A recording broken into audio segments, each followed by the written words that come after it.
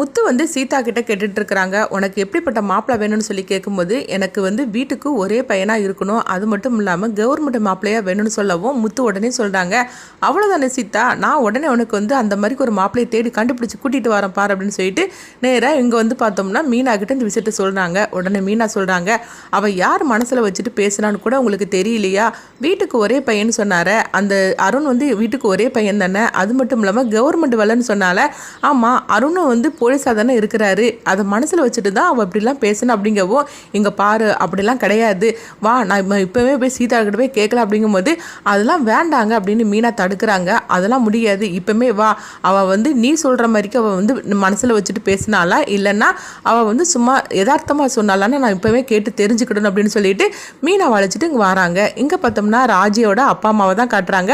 அப்போ அவங்க அப்பா வந்து சொல்லிட்டு இருக்கிறாரு, இங்கே பாரு எப்படியாவது ராஜியும் மாப்பிள்ளையும் நம்ம வீட்டோட மாப்பிள்ளையை நம்ம ஆக்கிடணும், அதுக்கு என்ன பண்ணணும்னு தெரியலையே, ராஜியை கூப்பிட்டா கூட வரமாட்டுக்கல அப்படின்னு சொல்லிட்டு இருக்கும்போதே ரோஹிணி வராங்க. என்னது இவா நம்ம வீட்டுக்கு வந்திருக்கிறா, என்ன விஷயம்னு தெரியல அப்படிங்கவும், அப்போ ரோஹிணி வந்து ராஜியோட அம்மாவை தனியாக அழைச்சிட்டு போகிறாங்க. என்ன ரோஹிணி என்ன விஷயமா வந்திருக்கிற, ஏதோ என்கிட்ட தனியாக பேசணும்னு சொல்லிட்டு வந்திருக்கிற, ஏதோ முக்கியமான விஷயமானு சொல்லி கேட்கும்போது, ஆமாம் ஆண்டி முக்கியமான விஷயம்தான், எனக்கு அவசரமாக 2 லட்ச ரூபா பணம் தேவைப்படுது, நீங்கள் தான் எனக்கு கொடுத்து உதவ முடியும், நான் 1 மாதத்தில் உங்களுக்கு பணத்தை திருப்பி கொடுத்துருது அப்படிங்கவும், இது கெட்டதுமே ராஜியோட அம்மா அதிர்ச்சி அடைகிறாங்க. அப்படியம்மா சரி கொஞ்சம் இரு நான் அவர்கிட்ட கேட்டுட்டு வரேன் அப்படின்னு சொல்லிட்டு அவங்க பார்த்தோம்னா ராஜியோட அப்பாட்ட வந்து கேட்டுட்டு இருக்கிறாங்க.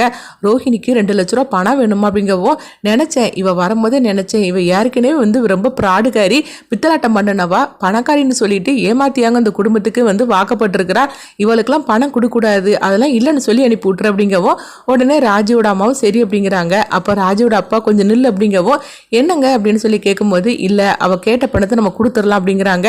என்னாச்சு அப்படின்னு சொல்லி கேட்கும்போது, ராஜியும் மாப்பிள்ளையும் நம்ம வந்து வீட்டோட நம்ம வந்து இங்கே கூட்டிகிட்டு வரணும்னா இவளை வச்சு தான் நம்ம ஏதாவது பண்ணணும், அதனால இவளுக்கு இப்போ 2 லட்ச ரூபா பணத்தை கொடுத்தோம்னா கண்டிப்பாக நம்ம என்ன சொன்னாலும் அவள் கேட்டு நடக்க ஆரம்பிச்சிருவா, அதனால அவள் கேட்ட பணத்தை கொடுத்துரு அப்படின்னு சொல்லவோ உடனே அவங்களும் சரி அப்படிங்கிறாங்க.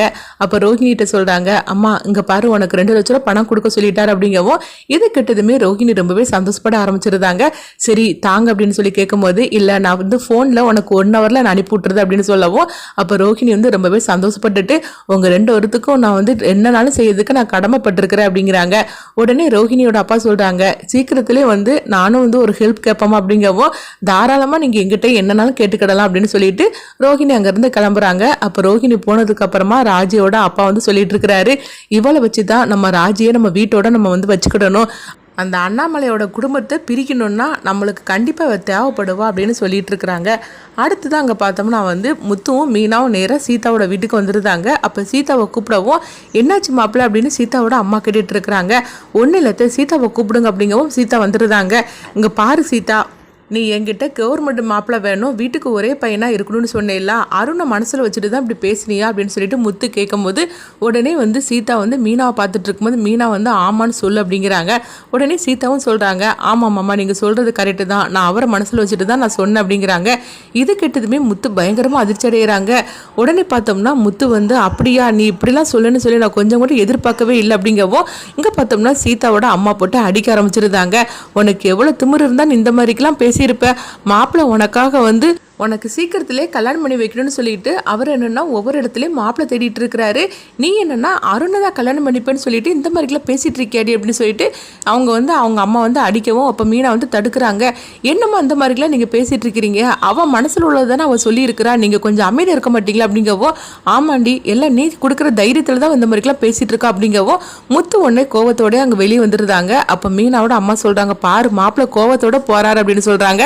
அப்போ முத்து வந்து அவங்க நினைக்கிறாங்க, ஒருவேளை நம்ம ரொம்பவே சுயநலமாக இருந்துகிட்ருக்கோமோ, அடுத்தவங்களை பற்றி நம்ம கொஞ்சம் கூட நினைக்காம நம்ம போயிட்டுருக்கோமோ, சீதா வந்து அருணை வந்து எந்த அளவுக்கு லவ் பண்ணுறா அப்படிங்கிற விஷயத்த அவன் நம்மகிட்ட சொல்லிட்டா, ஆனால் நம்ம தான் சுயநலத்தோட அவளுக்கு அருணை கல்யாணம் பண்ணி வைக்கக்கூடாதுன்னு சொல்லிட்டு இப்படிலாம் நடந்துக்கிட்டு இருக்கோமோ, நம்மளை மாற்றிக்கிடணுமோ அப்படின்னு சொல்லிட்டு முத்து வந்து நினைக்கிறாங்க. அடுத்து என்ன நடக்க போகுதுன்னு பார்க்கலாம்.